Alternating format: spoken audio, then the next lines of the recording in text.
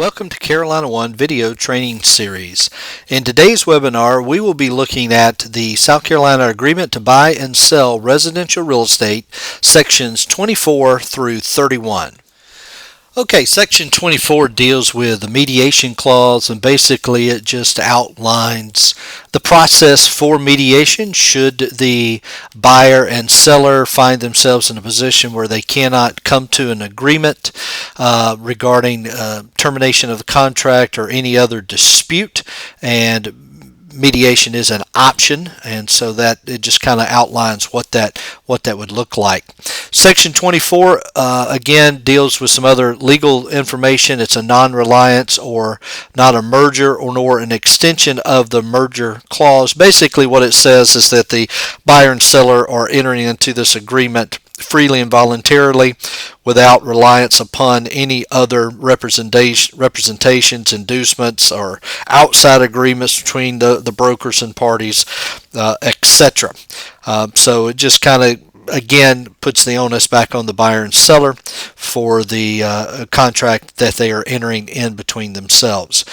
Section number 26 deals with broker disclaimer, and basically lets all parties know that as a real estate broker, real estate is what we do. We're not home inspectors, we're not HVAC inspectors, we don't know everything about the zoning or projected incomes of value. So basically again the brokers can help buyers and sellers find people that can answer these questions, but we're not the expert in those areas. 27 deals with brokers' compensation and limited liability. It also addresses home warranties and the possibilities of income from those. So just some things there. Technical legal terms as well.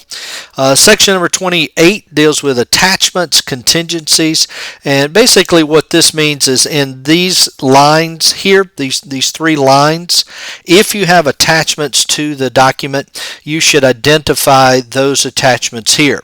So let's give you an example. Let's say you're using a due diligence addendum. Then you would write number 1, due diligence addendum. And if there were other addendums that you had or other attachments, you would simply list them, give a numeric number, and then the title of that document. This way, when the offer is delivered, it would help the seller and the listing agent know if there are other documents that are part of this agreement. So again, be sure to delineate any of those in this section. Also, throughout the agreement, we have not necessarily talked about, but don't forget about the initials at the bottom of each page and for the buyer and seller. Section number 29 defines notice and delivery, and a couple of things here. Notice is any kind of unilateral communication from one party to the other, and just note that notice to and from a broker is the same as notice to and from the party. So one broker talking to another broker is like a seller talking to the buyer. So just understand that. Also, everything needs to be in paper or electronic writing. And again, make sure that everything regarding negotiations is in writing, so that way you've got something more concrete when it comes down to any kind of disputes or discrepancies. Section number 30, again, parties are solely responsible for obtaining legal advice prior to signing the contract. We're real estate agents, not attorneys, so if there's more legal questions, then it'd be best to speak with the attorney.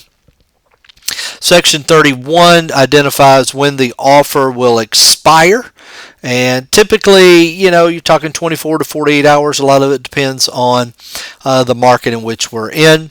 So it's a place for writing in the expiration. And then this section has to do with powers of attorney. If there's going to need to be a power of attorney, then it's a place for you to stipulate when those actual documents will be delivered. Okay, parties shall initial and date all changes in this contract and initial all pages. So buyer's signature, date, and time. Witness.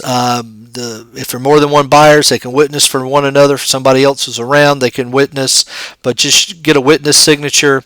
Notice address, this is the notice address for the buyer, where they would like things mailed to, emailed to, and or faxed, and the seller will complete the same. And again, initialing down here at the bottom.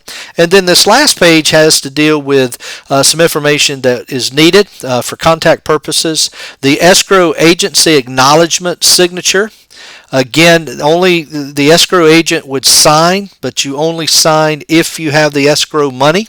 If you have a copy of a check, you do not have the escrow money, so you would either need the physical check or something indicating the funds had been wired in.